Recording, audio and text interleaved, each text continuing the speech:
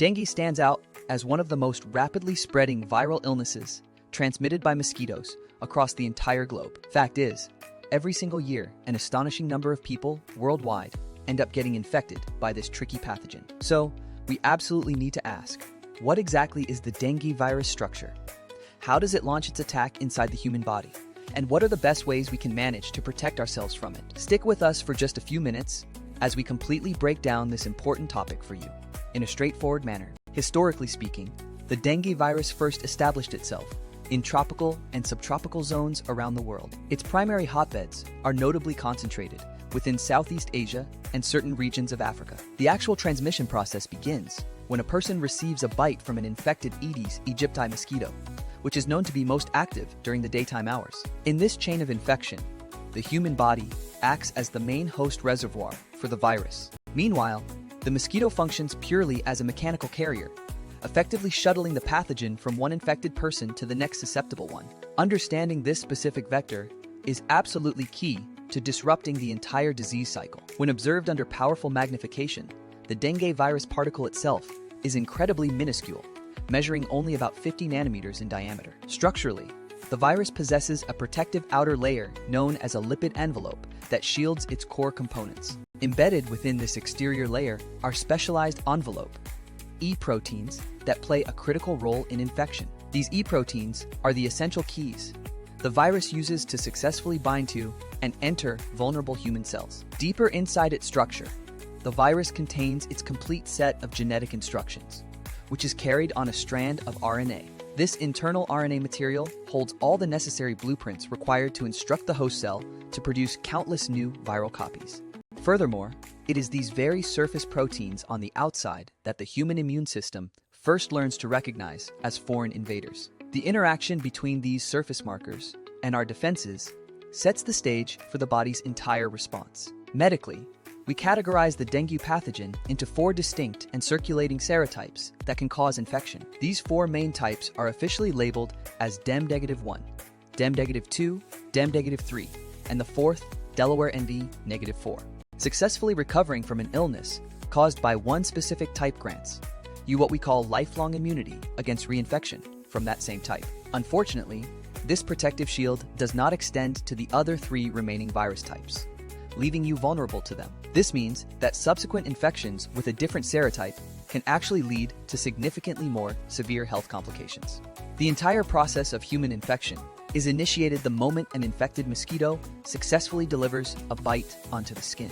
At this point, the virus particles immediately begin their journey by entering directly into the person's bloodstream. Once circulating, the virus specifically targets and begins to attack key cells of the body's defense network, such as macrophages. It also focuses its attack on other vital cells called dendritic cells, which are crucial for signaling an immune response.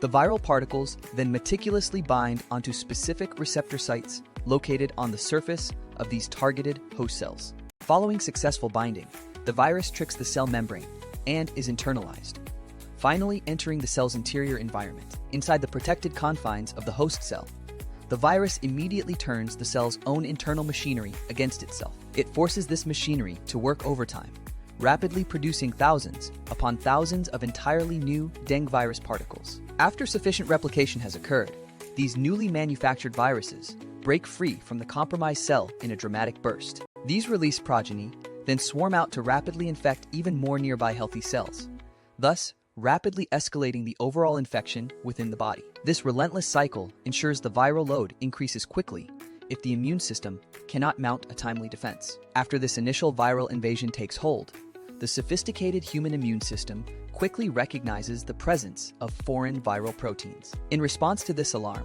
specialized white blood cells known as B cells are activated to begin manufacturing specific defensive molecules called antibodies. Typically, it takes the body between 4 to 7 days from the onset of symptoms for these crucial neutralizing antibodies to start appearing in detectable levels. A robust and generally effective level of long-term immunity against that specific serotype develops over the following 1 to 2 weeks. However, a complex problem arises during subsequent infections with a different dengue serotype. In these second infections, the existing antibodies from the first illness can sometimes unfortunately fail to neutralize the new virus effectively. Instead, these older antibodies might actually assist the new virus in entering immune cells more easily, which is a dangerous process known scientifically as antibody-dependent enhancement, or AD. Recognizing and managing this specific immunological hurdle is a major focus in advanced dengue research.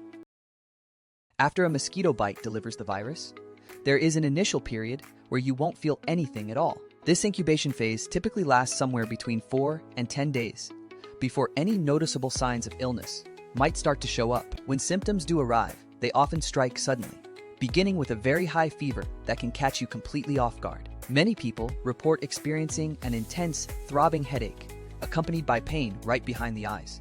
Furthermore, you might feel significant aching throughout your joints and muscles, making even small movements uncomfortable. Digestive issues frequently surface, manifesting as nausea and sometimes actual vomiting. Eventually, a distinctive skin rash can appear on the body as the illness progresses. In more severe cases, however, the situation can escalate to dangerous bleeding, dangerously low platelet counts, or even organ damage. To confirm a dengue diagnosis, medical professionals will utilize various targeted laboratory tests to check for specific markers. Early detection can sometimes be made using the NS1 antigen test, which looks for the virus itself. Later on, testing for the body-specific IgM and IgG antibodies becomes a reliable indicator of infection. A routine complete blood count is also crucial for monitoring your platelet levels throughout the illness. Currently, there is no specific antiviral medication that directly cures the dengue virus once you have it. Therefore, treatment absolutely centers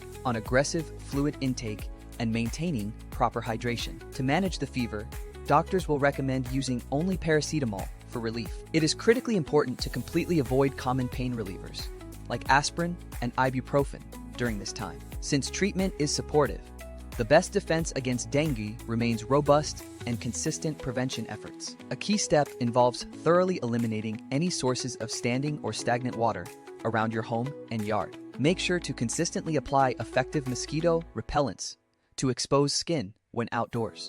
Sleeping under a properly maintained mosquito net offers excellent protection while you rest. Whenever possible, cover up your skin by wearing long-sleeved shirts and full-length trousers when the weather allows. Maintaining a clean environment drastically reduces the breeding grounds for these disease-carrying insects. Finally, if a fever lingers without improvement, seek qualified medical attention right away to ensure early detection. Remember that dengue is absolutely preventable, thankfully detectable, and most certainly manageable if we take action quickly. So please stay informed about the risks, stay protected in your daily life, and help us all work together to stop the